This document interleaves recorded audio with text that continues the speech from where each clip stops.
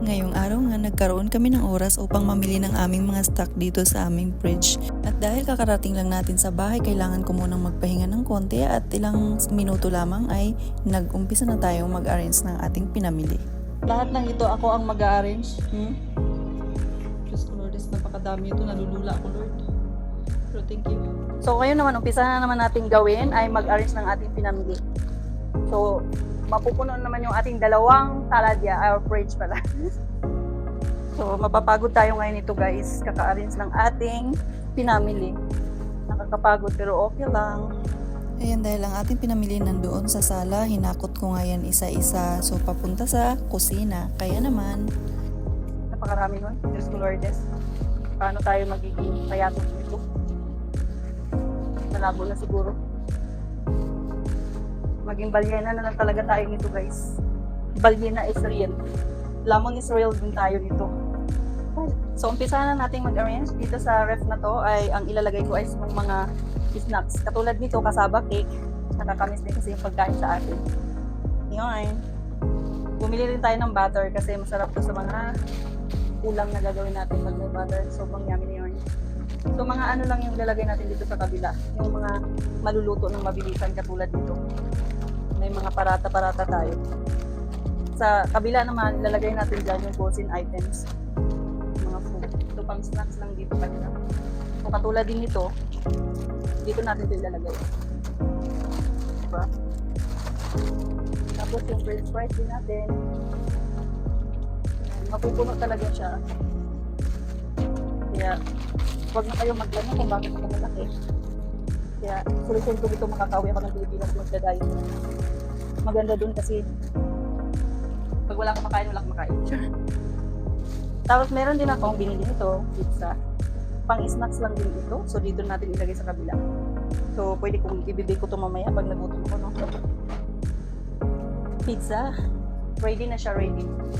So dahil napakarami nito, no? Bahala na si Batman. Sasalpak natin kung saan saan. Diyos ko. Meron pang kamote. Carrots para sa mga salad-salad. Meron tayong char. At ang favorito ko, mangga. So, syempre gulay yan. Mamaya na yan panghuli. At hindi rin syempre kailangan ko ng pancit bihon. Kaya ako lang naman mahilig dyan sa pancit bihon. Meron din ako mga dilata. Alam niyo na, alam na des. Hindi to pwedeng mawawala. Mga stock na ganitong pagkain natin. Diba? Kasi, ayan, meron din akong alam mo na, pang seasoning kung ano-ano.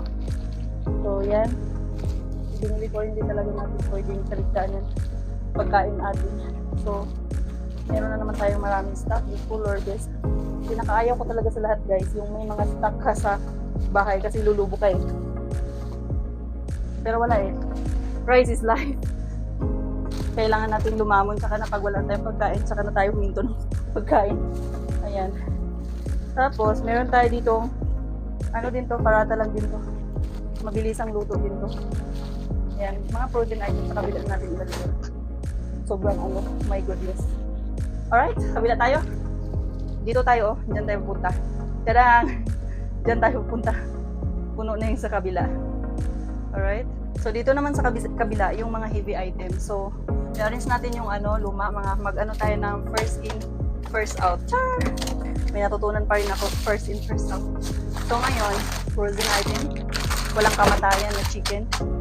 Ayan, kahit anong luto, magiging pa rin siya, manok pa rin. Di ba? Kahit anong luto mo dyan, di na magbabago. Kalalabasan dyan, manok pa rin. Ayan. So, ewan ko ba, parang kami yata yung naghahanda sa World War III. Charot. Sana wag naman mangyari yun. Sana maging peaceful. Alam niyo na, meron pala akong biniling kasaba. Kasaba, hindi banana na saba. Pero na siya, frozen, luto na to eh. Na lang to, i-steam mo na lang. So, yun. Diba?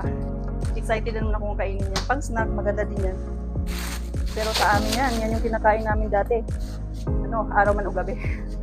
Pero ngayon, may option na tayo guys. Mayaman na tayo ng isang So, ayan. Meron tayong mga can.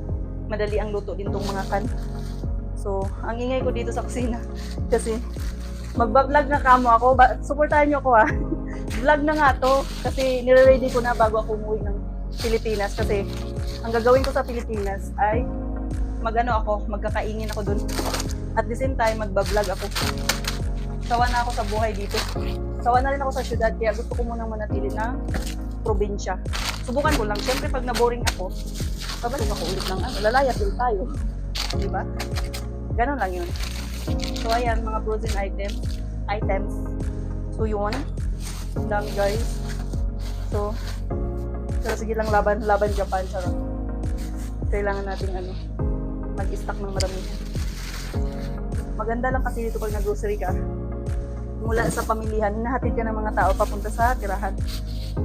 So, ilalagay ko lang ito lahat sa na may nakabalot, hindi ko na yan i-arrange sa isa. Ayan. So, ayan na guys, natapos din finally. So, tapos na rin yung kadaldala natin, charot. So, ang laki ng mga sibuyas, no? Ganito lang to, pero kaya kang paiyakin dito, char. Hindi lang pag-ibig nagpapaiyak yung mag-slice ka lang ng sibuyas kung gusto mong umiyak, char.